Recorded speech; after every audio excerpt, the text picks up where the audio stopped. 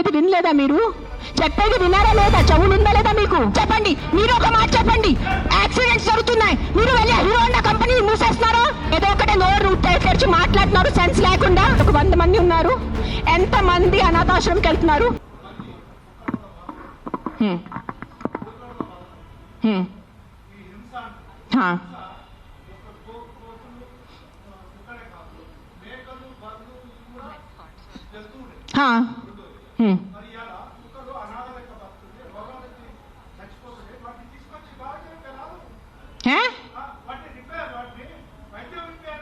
నేనేం చేస్తున్నాను? మీరు వినట్లేదా? నేను చెప్పేది వినలేదా మీరు?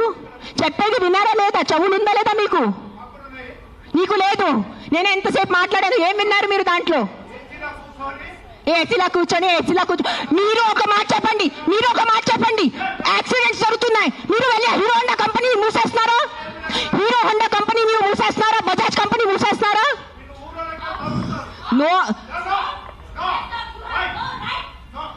ఏదో ఒకటే నోరు తెరిచి మాట్లాడుతున్నారు సెన్స్ లేకుండా. ఎంత చెప్పండి మీరు. 1 సెకండ్. ఈ రోజు యాక్సిడెంట్స్ జరుగుతున్నాయి, యాక్సిడెంట్స్ కోసం మీరు Maruti company, Hero Honda company అడుగుతున్నారా? నాకు అడిగే ఏ హక్కు ఉంది మీకు? నువ్వు ఏం చేస్తున్నావు ప్రాణాల కోసం? ముద్దు చెప్పు. వచ్చి ఉట్టి నోరు ఇప్పేసిగా మాట్లాడటం. సార్ నువ్వు ఒక్కటే అడుగుతాను కాదు, ఆ వ్యక్తిని ఒక్కటే అడగండి. ఆయన ఎంతమందిని కాపాడారు? ఒక్క మాట అడగండి. ఆయన ఈ రోజు వరకు, ఈ ముసలి ఆయన ఈ రోజు వరకు ఎంత మందిని కాపాడారు? ఎంత పిల్లల్ని కాపాడారు? ఎంత మనిషిని కాపాడారు? ఎంత మందిని తిండి పెట్టారు? ఆ మనిషిని అడగండి. నోరిప్పదు. ఉట్టి వచ్చి కిట్ చేయడానికి రెడీ ఉన్నారు.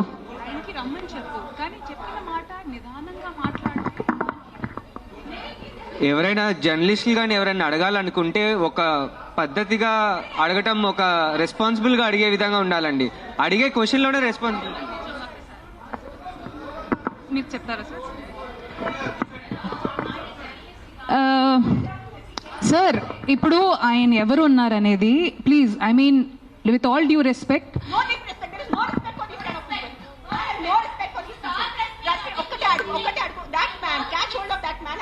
how many kids he has given food to, how many pedavalla he has given food to, how many anathashram he has gone to, how many vruddhashram he has gone to.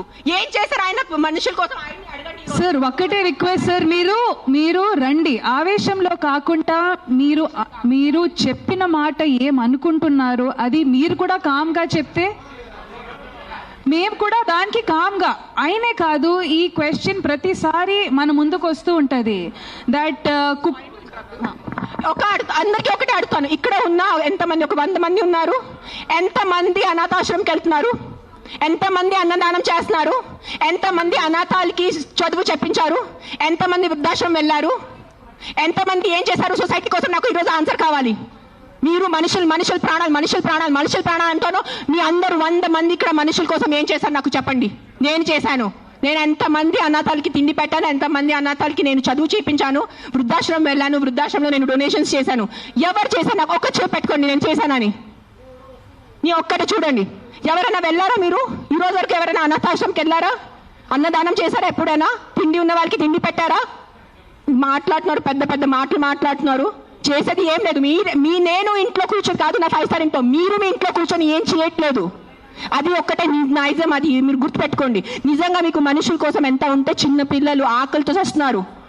మీరు ఆ చనిపోతున్న చిన్న పిల్లల ఆకలితో ఆ కళ్ళు చూసి ఉండగలరా?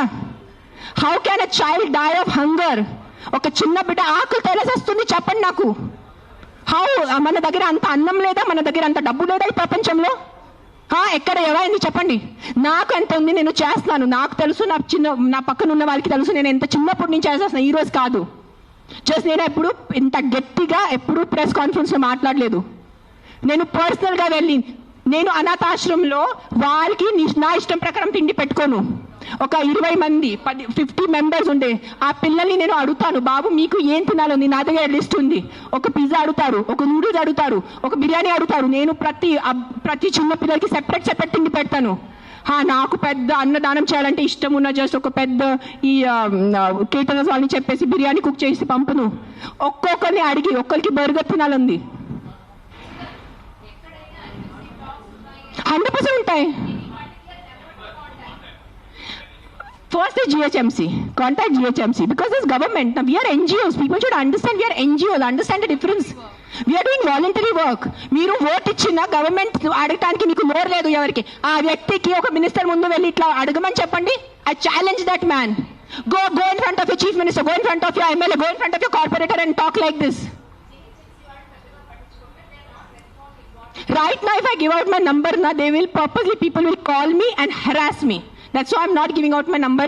Google it, you will find it. You send me a video of the dog.